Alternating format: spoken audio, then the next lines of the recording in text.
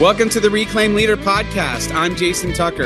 And I'm Jesse Skiffington. We're two pastors in the trenches who are passionate about church health for greater gospel impact. We share the ups and downs of ministry, strategies that worked for us, and some that didn't. Best practices and practical tools for church leadership. The goal, to help all of our churches flourish. Let's get started. See another sunrise, sing a little song. Hey everyone, welcome back to the Reclaim Leader. Jesse, we're back. We've been away for a couple of weeks, so it's good to get back and to see you. It's always great to see you. How have your last couple of weeks been? Been all right? I mean, it's summertime, you know. Yeah, plowing through the summertime. This is in real time VBS week for us. So True North. I'm wearing my True North shirt, and yeah, if you watch the video, you can see his sweet gear. Yeah, it's I've got a national parks hat on and stuff. Anyway, it's been a fun week, and I'm always. There's part of me that goes, man, there's so much effort that goes into a VBS week. And there's like that little part of me that goes, should we still be doing this? And then the week comes and we have, 60 volunteers and all these kids and families showing up, and it's amazing. It's a crazy thing to watch it all come together. So anyway, really proud of our team and grateful for their good work. And I've been just patrolling. I'm pseudo security, so I just walk around, smile at people and shake hands, make sure they have their name badges and all that kind of stuff. Do they know who you are? Are you in disguise? I'm not in disguise, okay. But yes, yeah, no. So it is me. Something for next year. Yeah, maybe so. Yeah. So, how about you? How's your last few weeks been? Yeah, it's been good. So last couple of weeks, I was at two different camps. One, I was the pastor for the week that I do every year at Spruce Lake, which is in the Poconos of Pennsylvania, where my kids go, and my youngest was there. Okay. And I got to tell you, that is just it's always tiring, but it's always an excellent spiritual refresher because it's so immediate with the kids. And kind of starting out in youth ministry, I think it scratches an itch for me that I need scratched every year just to get that connection. Yeah. And my youngest is 13. So there's a middle school camp, which is my favorite age. Oddly enough, I know some people cringe at that, but So the cool thing is that with these kids, I mean, there's this genuine spiritual hunger, and I'm always blown away every single year.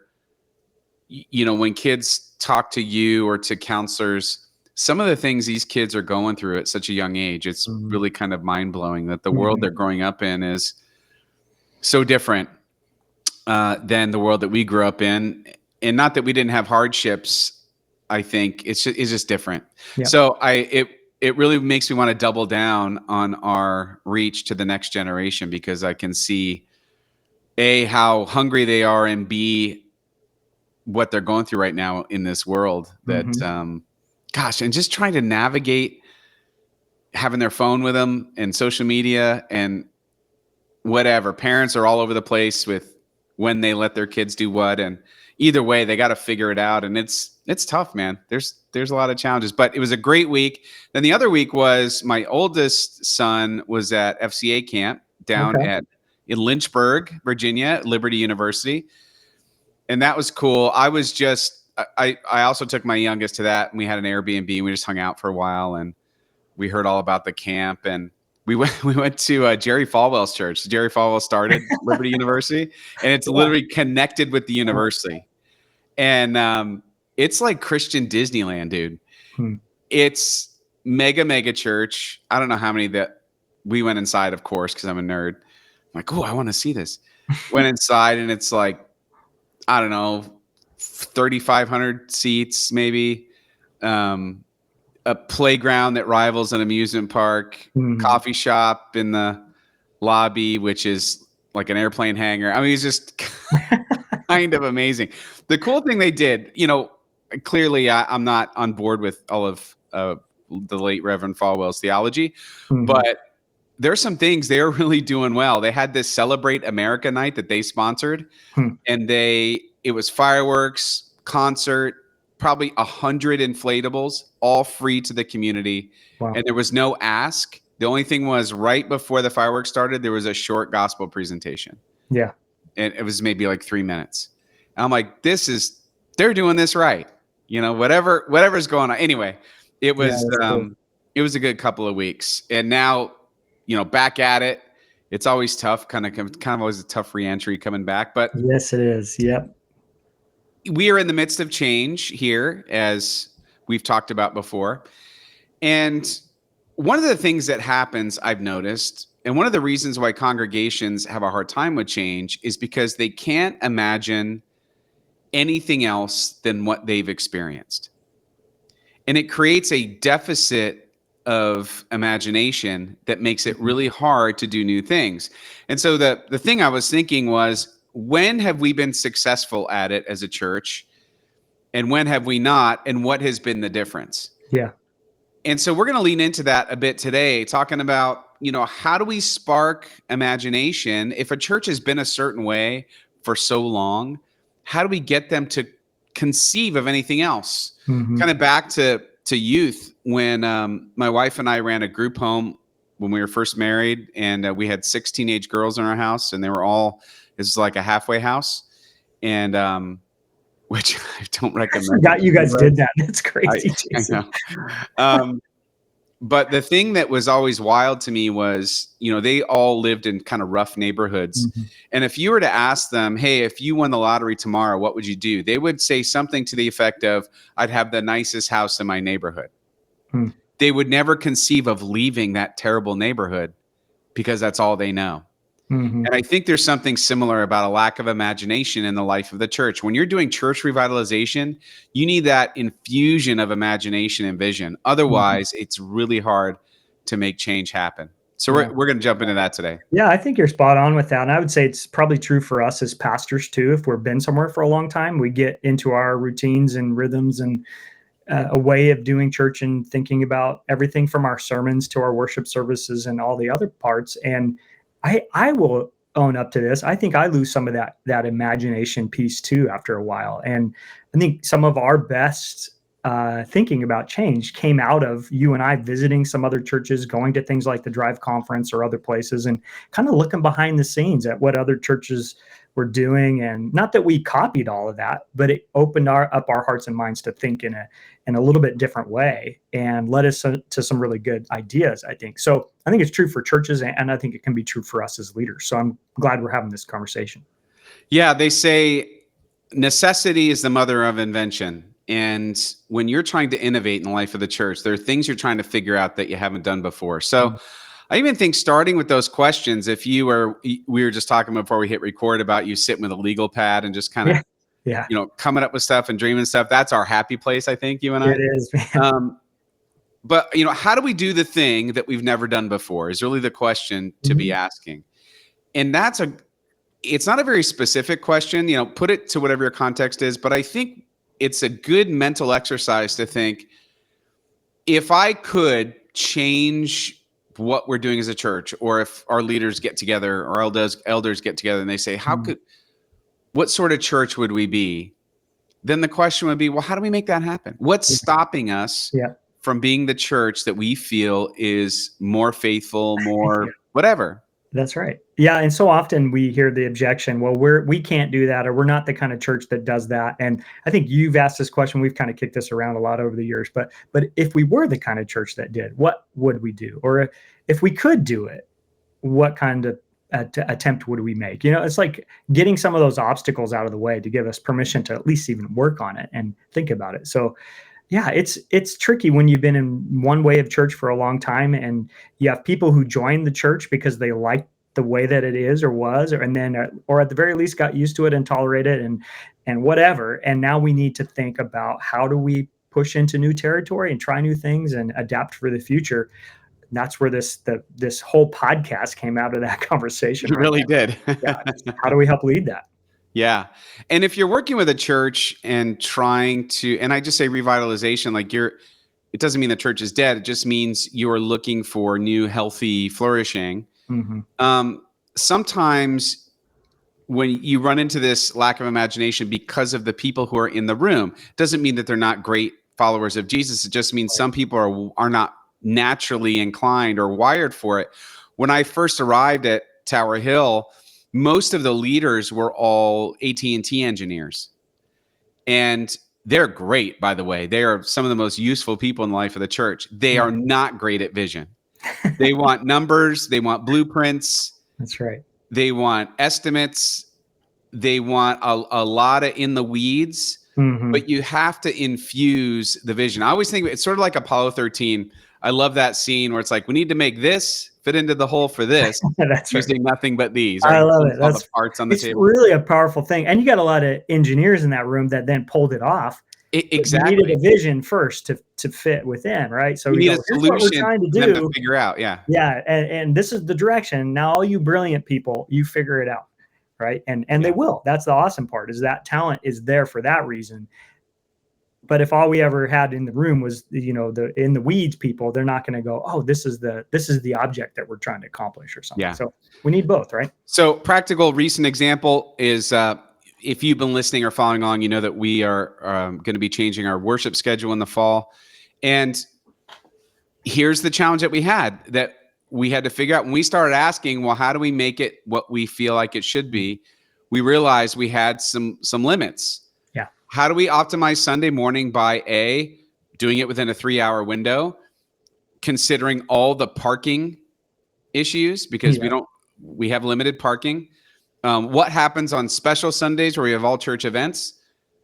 What happens when we double our Sunday school hour? And what happens when we need to move about half the people from one service to another in order to get it to work? So we had to think about all these things and then wrestle it to the ground. So let's talk about some ways that you could spark your church's imagination when it comes to this kind of stuff. Because I think once you get the imagination going, I don't know if you found this to be true, Jesse, but it feels like it gets a momentum of its own because people start getting excited. It's like, I think there's a direct line between imagination, inspiration, and excitement. I think those things are connected. If you can kind of imagine some possibilities and then you feel inspired to take action, then you take that action, people get excited, and excited people engage in the life of the church. Excited people invite others into the life of the church. So I think it just overall has a great snowball. Yeah, there's that catalytic snowball effect or, flywheel effect or whatever we want to talk about. So yeah, spot on. So how do we do it? How do we spark the church's imagination? And, the title is 6 Ways. Six ways. Let's get into it. What are these 6 ways? So here's the first. Have you seen the new Karate Kid, by the way? How new? Is it real? Very new. Karate Kid Legends. It's like the latest one. It's out in the theaters. No, I haven't. Okay. Yeah. It's actually good. Is it? We enjoyed it a lot. Is it Danley Russo and kind of all he's in it, but not much, which makes it better in my opinion. But so the main character is this kid, Li Fong, who is kung fu martial artist from China, teenager. And one of the lessons early on is everything is kung fu. Going to school is kung fu. Eating pizza is kung fu. Everything's kung fu. It's like the whole philosophy that kind of governs your life. And I feel like the first thing of sparking imagination is everything is discipleship. Everything.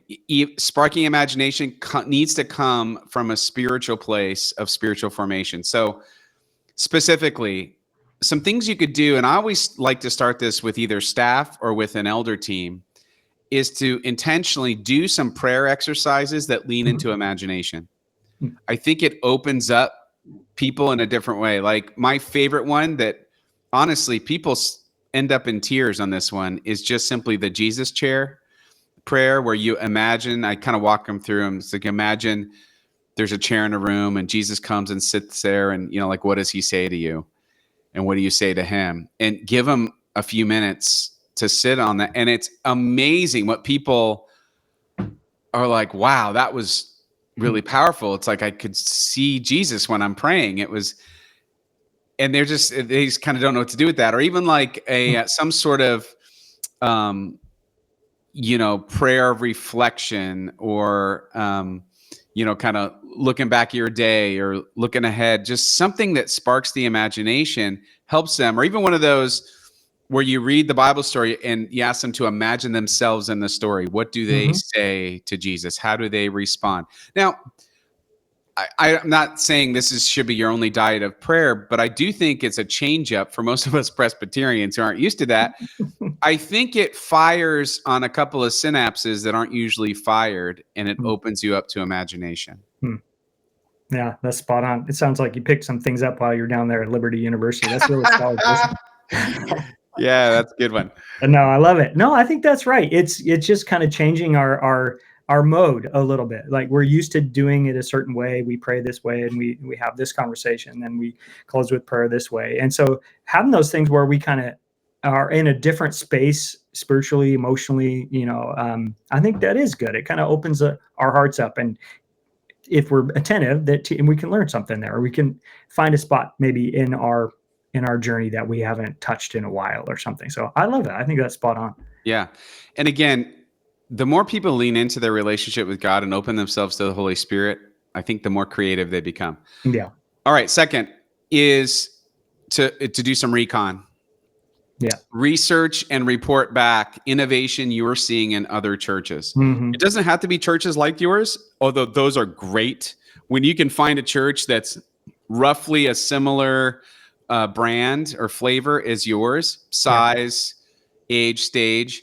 Yeah. It's really powerful to come back and be like, this church really is rocking and rolling, and this is what they did. And isn't that amazing? I never thought of that before. Yeah. We call it in our neck of the woods in ECO, we call that mission affinity, like where you have a church that is maybe similar size dynamics or similar mission field, like the community around you. And you get together and go, what's working for you and how can we pray for you? But you get to learn from each other and go and see it. I love, there's a church out about 20 minutes down the road from us in a place called Maple Valley. And they have this really awesome environment where they welcome people into their next steps. It's like this really cool wall, like paper of like a forest. Anyway, it's just awesome. And it's like this environment they created that just invites you over to think about where you're going to go from here. And it's an information desk and a next steps desk. And but it's this really cool way of saying, hey, it's a point of focus. So that's one thing we walked away going, have we created a focal point like that's clear and obvious for people to go to? So sometimes just going and see what other people are doing can go, whoa, what would that look like for us? So I think that's really important. And it's hard, I think, sometimes for us as pastors, when do you go and whatever. I think one of the best moves we made, we went to a church that's maybe, 2 times our size. And they had redone their kind of lobby fellowship space outside of their sanctuary and made it more into a third space kind of environment for people to come and hang out and drink coffee and do whatever. And so when we were doing the same thing, we went over there and said, hey, would you be okay if we looked around? And they said, no, come on in. We'll tell you the vendors we use, the decorators that we use, how much it costs. Like, if we can help, we're here to help. So I think you can learn a lot, and you'll find actually that there's sort of an iron sharpens iron aspect to that, where people love to help you succeed too. So anyway, get out there, go see what's going on. Get out there. Like years ago when we were first thinking about starting a contemporary, this was like way back in my youth pastor days, starting a contemporary service. We did a couple of field trips, and one, we went to Renaissance Church in Summit, New Jersey, which was just rocking and rolling. It's it was the most contemporary I had ever seen in person. And I'm just like, well, there's no way you could pull that off. But it was cool to see. It just opened up our minds to what it could be. Then we went to Presbyterian Church of New Providence, who was a little more like us, who had a really good contemporary service that looked more like what we would do.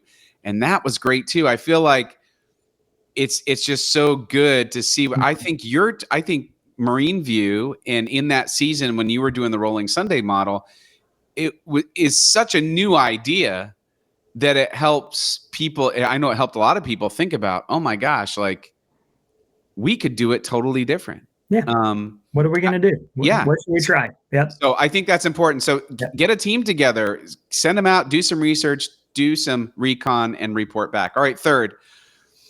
And I think it's something as simple as sparking imagination to just say, I don't want anybody to worry about how we're going to do it. Not yet. And that's tough for the engineers to hear. They're like, well, I'm out. I'm just going to go. They're like, call me when you're ready to build something. Yeah. That's right.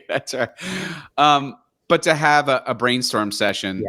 I remember when I was young, I was supposed to do an assignment for school.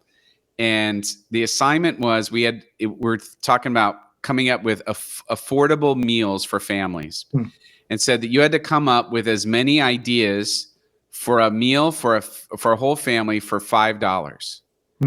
And that exercise was way harder than I thought.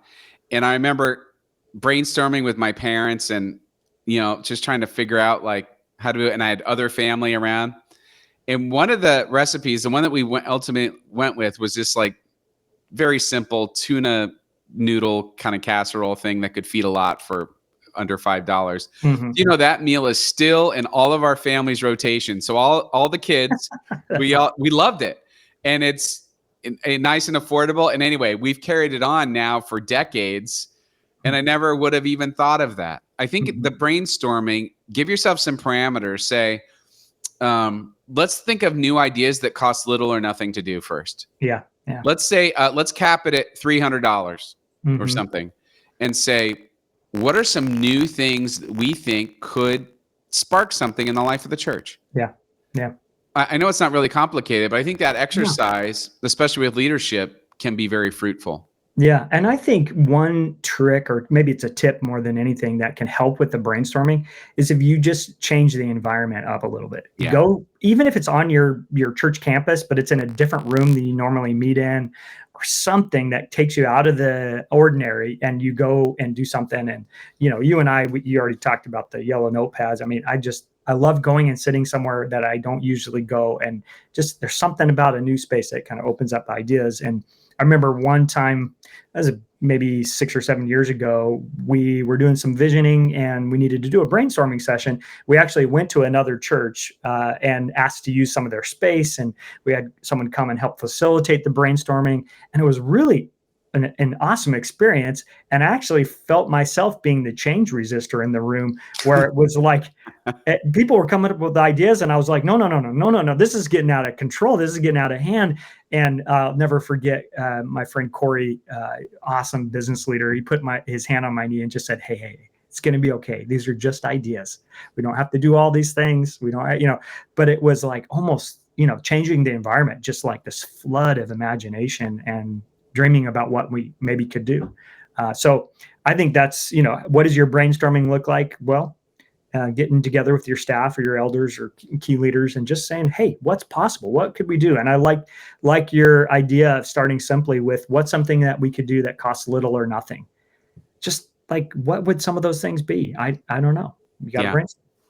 I love that you pointed out and you named that very real thing, because honestly, I feel like this is a barrier for a lot of brainstorming or creativity, and that is pastors were a little bit scared of letting go of control. Totally.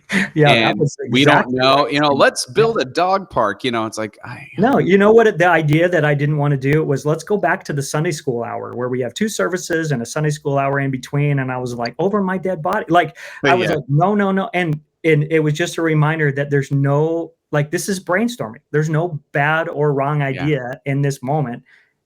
Doesn't mean we're going to do it either. So it was like, just take a deep breath. Go with it. So yeah.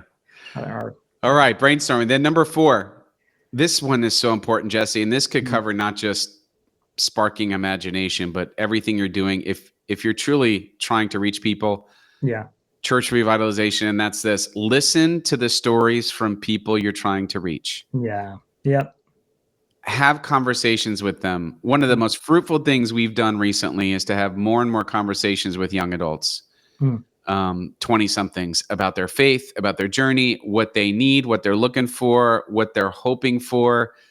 And honestly, I've just taken a bunch of people out to coffee. It's been great. It has been so helpful for us, because we don't know. I mean, we remember being 20-somethings, but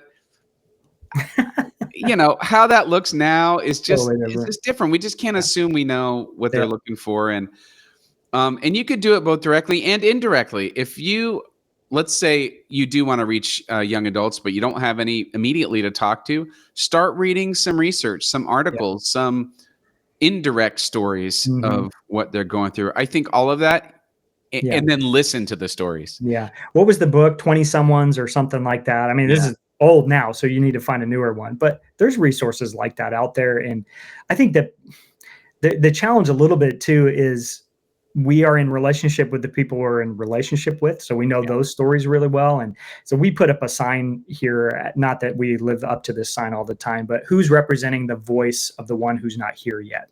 Yeah.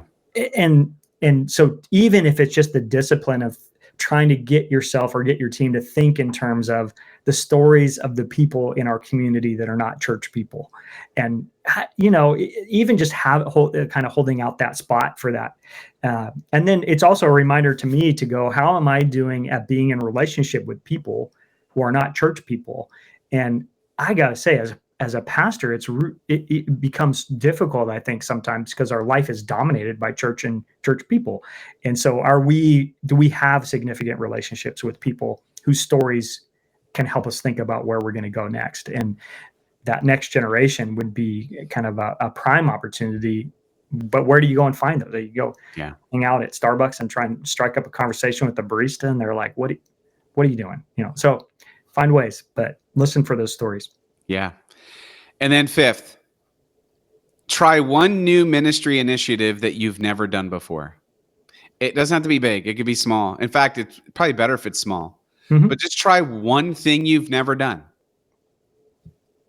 Like one thing? Fine. Sure. Yeah. One time, regular. But I mean, whatever you think that is.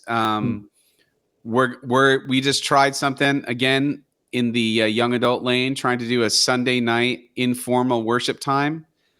I don't know. We'll see what happens. I love it. We do it like once or twice. See what the feedback is. We've never done it before. Yeah. And there's some excitement. Well, let's give it a try. I think it's part of getting your church into a culture where imagination, experimentation is the norm. Yeah. Yeah. I think that's spot on. Try one new thing is a really good one. And it could be something simple, like, I don't know, I'm just thinking off the top of my head, like find an Instagram reel to play in one of your sermons. Like just do something that's out of the ordinary that illustrates a good point, connects in a different way. I think one-off things can help with that too. A number of years ago now, we started the Christmas carols and campfire event. We're like, we never done anything. Tower Hill does this cool Tower Hill Christmas, and who do they think they are to dominate the Christmas scene? So we're gonna try this Christmas carols event, and it's been okay. But we're like, we want to try something else around the Christmas season that's for our community. So let's do something. So I think it gets you kind of thinking about what else could we be doing and what else might be fun. And I don't know. I like it. So find one thing and do it. It's good. It's actionable. And then lastly, 6 is give your imagination a budget. That's right.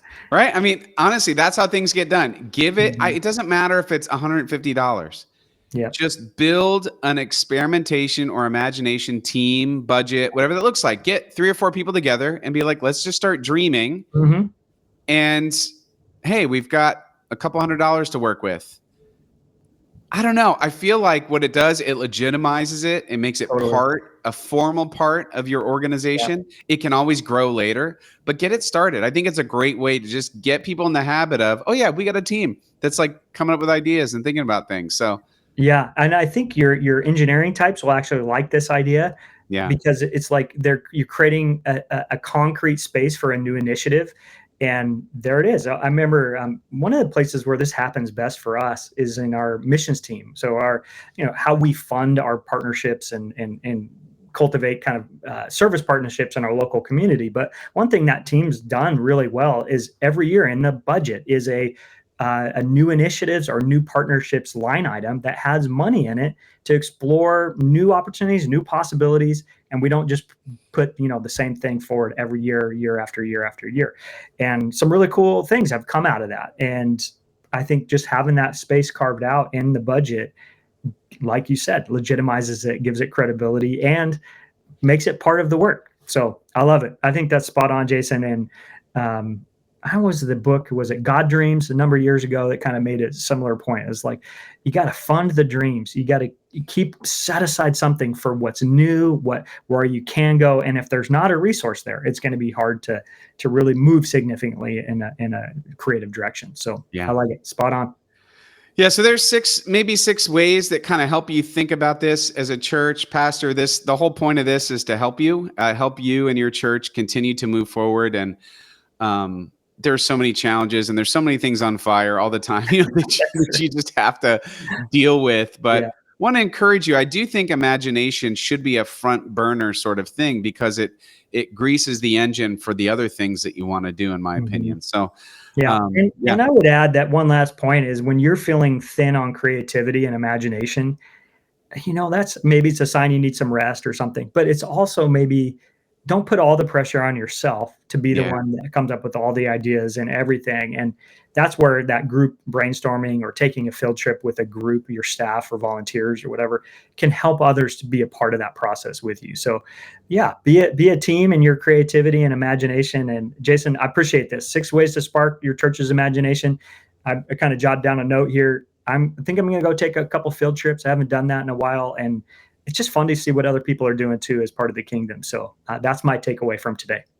That's awesome. Well, hey, anyone, if you reach out to us, we'll share with you anything that you want to know about kind of how we do things in both of our churches. Jason or Jesse at reclaimleader.com. We don't have all the answers, but we've made enough mistakes to know some things that haven't worked. But again, thanks for being part of this journey. Thank you to all the new listeners who've been joining us over the last couple of months. And again, we do it because ministry is hard. It is so much better when we do it together. Take care, everyone.